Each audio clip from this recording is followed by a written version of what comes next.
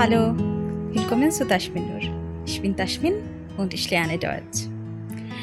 খেলাধুলা শেষ, এবার আমরা আমাদের পাঠশালায় ফিরে যাই। গত পর্বে আমরা পড়েছিলাম নেসবার্গ 9-এর লেভেল A2-র কোর্স বই থেকে Was hast du gemacht chapter, এবং আমরা দেখেছিলাম যে সেই চ্যাপ্টারে দুটো গ্রামার রুলস রয়েছে, একটা ছিল গেনেটিভ এবং একটা পারফেক্ট টেন্স। আজকে আমরা তার মধ্য থেকে গেনেটিভ নিয়ে আলাপ করব। এই গেনেটিভটা কী জিনিস এবং এটা বাক্যের ভেতরে কিভাবে কাজ করে। তাহলে চলুন কথা না বাড়িয়ে বোঝা শুরু করি। গেনেটিভ বোঝার জন্য আমি প্রথমে দুটো বাংলা বাক্য বলবো। আমি বললাম কামালের কলম, আবার আমি বললাম মাইশার ছাতা। এখন এই যে আমি বললাম কামালের কলম এবং মাইশার ছাতা, এখানে কামালের সঙ্গে তার কলমের এবং মাইশার সঙ্গে তার ছাতার একটা সম্পর্ক রয়েছে। সম্পর্কটা কি? সম্পর্কটা হচ্ছে কামালের সঙ্গে তার কলমের একটা মালিকানার বা ওনারশিপের সম্পর্ক রয়েছে এবং মাইশার সঙ্গে তার ছাতার একটা মালিকানার বা ওনারশিপের সম্পর্ক রয়েছে।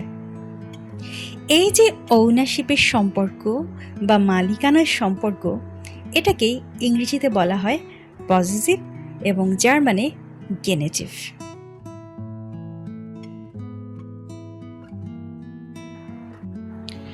এখন কামালের কলম, ফর্মাল ইংরেজিতে এটার অনুবাদ কি হবে? The pen of Kamal. মাইশার ছাতা, ফর্মাল ইংরেজিতে এর অনুবাদ কি হবে? The umbrella of Maisha. এখন আমি যদি বলি আমি কামালের কলম এবং মাইশার ছাতাটি চাই, তাহলে আমাকে বলতে হবে I want the pen of Kamal and the umbrella of Maisha. বাক্যটা অনেক বড় হয়ে গেছে, কিন্তু আমি যদি বলি I want Kamal's pen and Maisha's umbrella, তাহলে বাক্যটা ছোট হয়ে এসছে। তাহলে বোঝা যাচ্ছে একটা বড় এক্সপ্রেশনকে ছোট করার জন্য আমরা এখানে অবযুক্ত এই লম্বা কথাটা বাদ দিয়ে নামের সঙ্গে ছোট্ট করে একটা অ্যাপোস্ট্রফি দিয়ে একটা এস দিয়ে পুরো এক্সপ্রেশনটা প্রকাশ করে ফেলেছি। The pen of Kamal, Kamal's pen. The umbrella of Maisha, Maisha's umbrella. জার্মানেও এটা একেবারে ঠিক একই বিষয়। কামালের কলম, এটার ফর্মাল জার্মান কি হবে? ডার স্টিফট ফন কামাল, এবং সংক্ষিপ্ত রূপ হবে। তারপর মাইশার ছাতা, এটার ফর্মাল জার্মান কি হবে? ডার রেগেনশিয়াম ফন মাইশা, এবং এর সংক্ষিপ্ত রূপ কি হবে?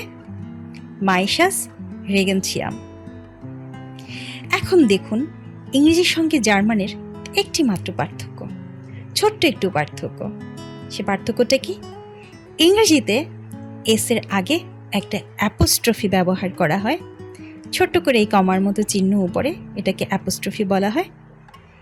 কিন্তু জার্মানে এই অ্যাপোস্ট্রফিটা ব্যবহার করা হয় না, জাস্ট এতটুকুই পার্থক্য।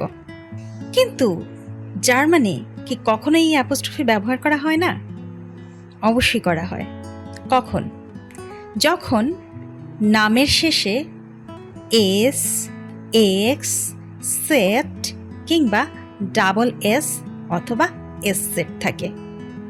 যেমন যদি হয় এরকম মার্কসের কলম, মানে ছেলেটার নাম মার্কস, তাহলে ইংরেজিতে এটা যেমন হবে মার্কসেস পেন, জার্মানে এরকমটা হবে না। জার্মানে মার্কস, কিন্তু মার্কসের সঙ্গে ছোট্ট করে একটা অ্যাপোস্ট্রফি হবে, জাস্ট এটুকুই। আবার ধরা যাক বলা হলো মিস্টার গ্রাসের বাড়ি, অর্থাৎ লোকটার নাম মিস্টার গ্রাস, তাহলে কি হবে? হেয়ার গ্রাস হাউস। এখানে দেখেন গ্রাসের পরে একটা অ্যাপোস্ট্রফি হয়েছে, আলাদা করে কোনো এস ব্যবহার হয়নি, কারণ গ্রাসের ভেতরে শেষে দুটো এস রয়েছে। আশা করি গেনিটিভ বুঝতে পেরেছেন। তাহলে আজ এই পর্যন্তই। আগামী পর্বে আমরা শিখব পারফেক্ট টেন্স। সে পর্যন্ত সবাই ভালো থাকুন এবং সুস্থ থাকুন। Dankeschön.